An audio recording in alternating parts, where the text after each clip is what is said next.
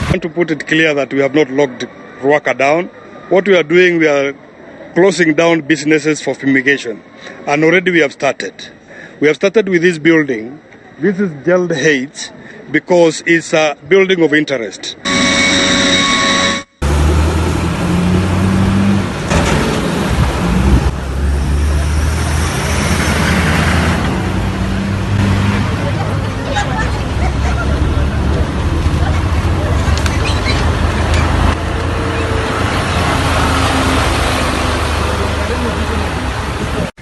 Nikuta watu wamefunga na mimi sikufungua.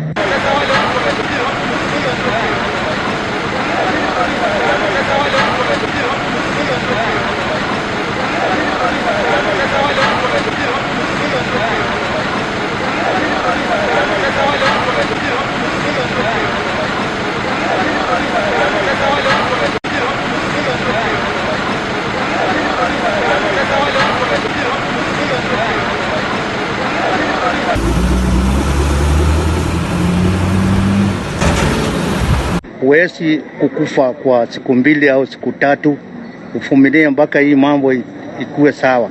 Ikikuwa sawa, then you can go ahead with your business. Kwa hivyo tunaona hata serikali inajaribu sana, na serikali sio ya mtu mmoja, ni ya watu yote. Lazima ilinde watu yake.